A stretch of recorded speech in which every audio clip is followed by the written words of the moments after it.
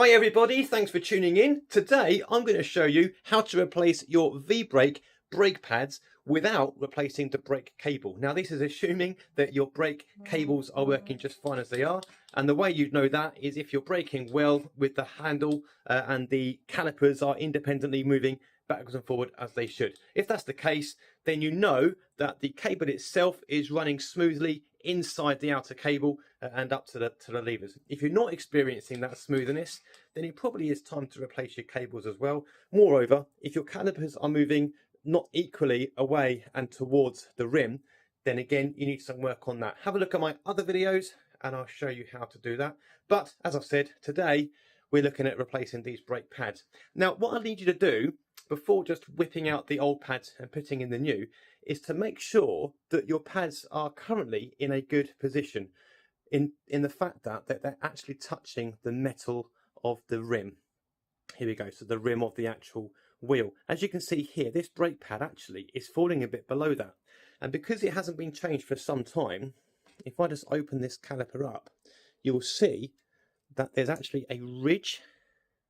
Hopefully we can see that ridge just there. I'll try and zoom in a bit and see if I can show you. There we go. You just see that ridge just there. That there should be a flat surface. I mean, obviously these brake pads are worn anyway, but you can see there's quite a ridge there. There we go. And that's because where the brake pad has been touching, it's been, get this into the view for you, is the bottom part has been missing the rim, as you can see. So as well as replacing these brake pads, obviously we need to remedy that problem as well. So here's what we do. This is almost certainly going to be a 5mm if you've got relatively new brake pads on. It's a newish bike, I mean. This one actually is more than a 5. I think it might be a 6mm. Regardless, whip this off, get the brake pads off, and then we'll get ready to put the new ones on. So I've just dismantled the brake pad for you to show you the order of all the components. So you've got the brake pad itself. You then have this convex piece with a... Oh, actually, let's check that. Yeah.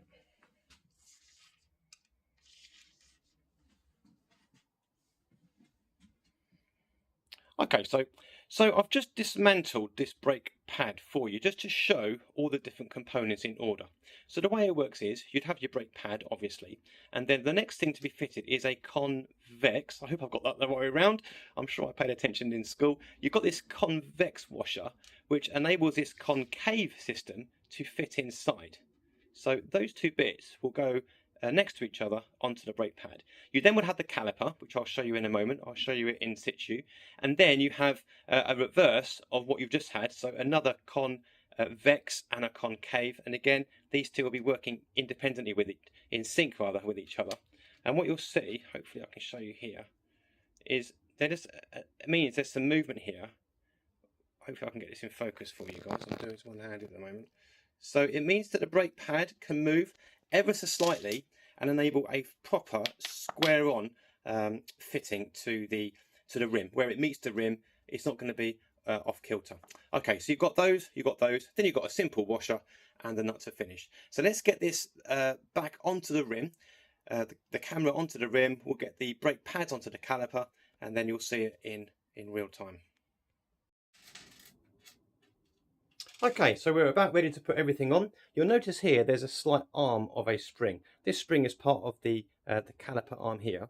Sometimes they just come a little bit loose before you put the brake pad back on. If that's the case, just make sure that the spring goes on this side of your brake pad. You can see the slit here for where your brake pad is going to fit through.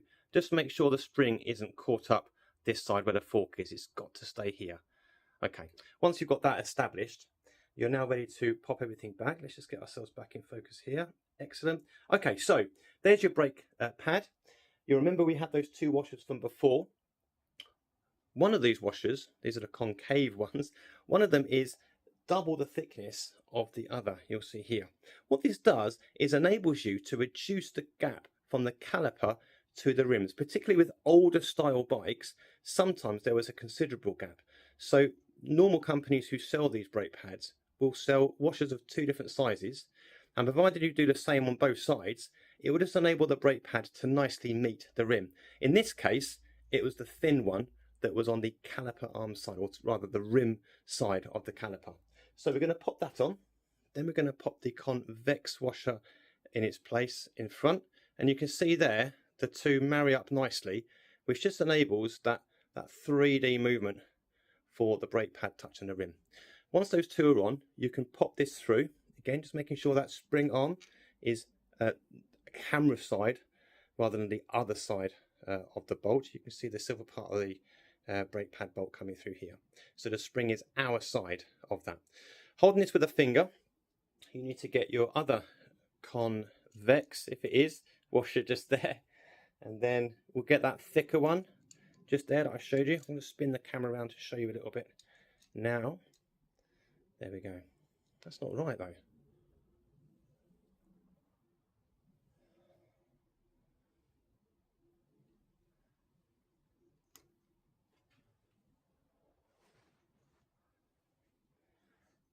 And then we can get the fin washer, and then finally the nuts. Now what we're going to do is just tighten the nut a couple of spins so that everything we just fitted isn't all going to fall off, the caliper. There we go. Good, we're on. Now the brake pad at the moment is the wrong way around, so we just simply spin it. Now this is where the magic happens. Do you remember earlier on we saw that the brake pad was too low down? We can do this with our fingers. If you just push with your finger here, the caliper, it will help bring the brake pad up to the rim. Now by bringing it up, you should be able to get a complete all-round fitment.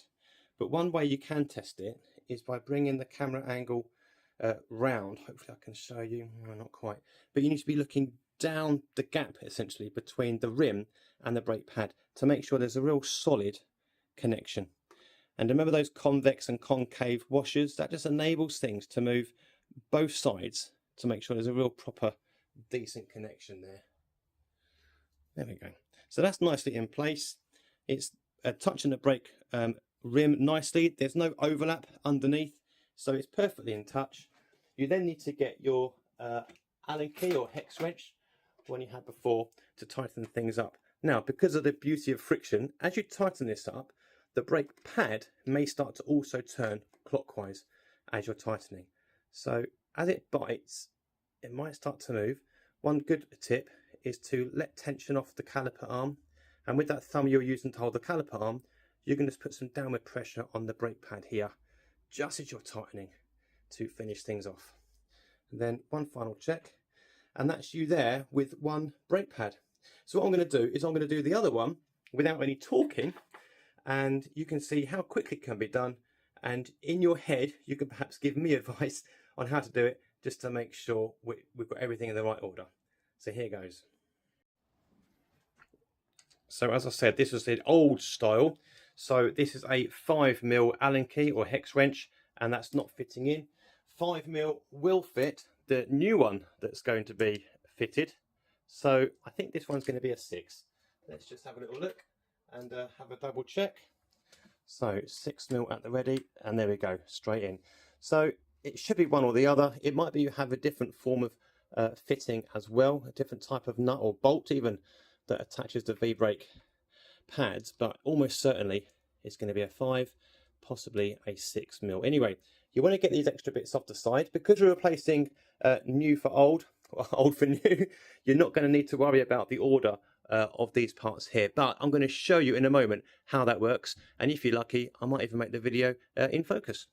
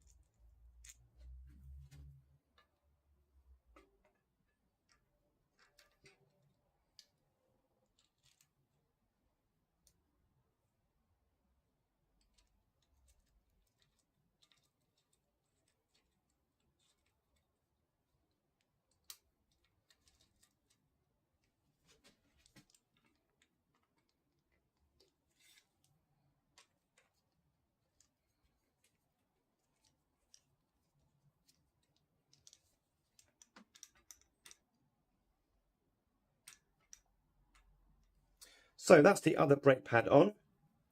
Now, as you go and put everything back together, you may discover a slight issue, and that is if your brake pads that you're removing are significantly worn, which these ones were, look at that, really worn out, it means that there's a high chance the new pads aren't going to fit in the gap of the two calipers, where you can't relocate the stirrup here around this noodle. So in that respect then, you are going to have to remove some tension. Now, if you're lucky, it might be that on your brake lever here, the barrel adjuster has been unscrewed quite a lot and there's a lot of distance outwards, in which case you can go righty-tighty, put things back in, and that will reduce some tension for you. But more than likely, you're going to have to be removing this bolt here, or loosening this bolt. That's going to be a 5mm as well, usually. But again, it might be something slightly different for you. But you're going to have to remove your tension a little bit. Don't be scared. It's okay. If this falls out completely, it shouldn't do. But if it does, you can just pop it back in again. But we're just going to reduce some tension here, just for the time being. So then pop this stirrup back in. Again, if this pulls all the way through, it really isn't a problem. Don't worry. But once we've got this back in, you'll see there's a huge gap. So if I was to spin the wheel and brake, nothing is going to happen. And it's just going to keep moving. So we need to now put that tension back on. The way we're going to do it is you can probably see a bit of a gap between the brake pad and the rim just there. You can certainly see the shadow of it. There we go. Bit of daylight. What we're going to do is reduce that gap completely. And then can you see there's a bit of slack as I let go? That slack should be enough, just enough for the, I'll say, can you see it? You probably couldn't actually. Let's try that again.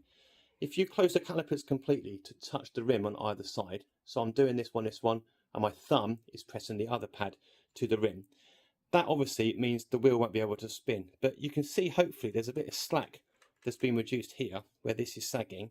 That amount of slack could well be just enough to pull the brake pads away from the rim. Let's have a quick look. If not, I'll show you another trick as well. Okay, so things aren't reducing quite enough. It's still just catching a bit. But, you know, we're pretty much in business. So in that case then, we just need to remove this just a little bit more.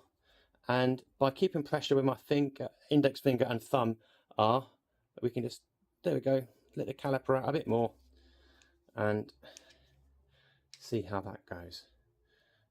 As I say, this is quite a new cable, so we should be in business with that. Things are moving quite well. Caliper's moving both sides, and there's a little bit of catch there, but nothing horrendous. But this is a good time now to make sure the brake pads are still meeting. There's a slight rub there, but actually that's more about a buckle in the wheel than it is about the brake pads themselves. If it was rubbing the whole way around, you would know that the brake pads are a bit too tight. But now's the perfect time for me to give you some bonus footage, which is, you'll see this caliper is moving much more easily than that caliper. The test you can do is by pushing this caliper here and see that one is springing. You can just screw in or loosen the two screw heads that are just here, and that will just remove or increase spring tension. So we're going to remove spring tension from this side just by a simple quarter turn, and then we're going to increase tension on this one, and that probably would just about do it. By the time we've removed that buckle, we're in business. Guys, there it is. That is how easy it is to remove your brake pads for a V-brake system, just by simply replacing the pads and giving your bikes a bit of a freshen up without having to remove the cable entirely. Well, hopefully that's clear enough for you guys. This isn't a Hollywood blockbuster. This is just a way for you and me to keep our bikes on the road with minimal cost, minimal hassle, and keeping things as simple as possible. Please do comment, please do like, subscribe to the channel, and I will be delighted to upload more videos for you in the future. In the meantime though, you now know how to replace the brake pads on your V-brake system without replacing the cables, and with a bit of a tension adjustment on the calipers, you're good to go for another day. Thanks for watching. See you next time.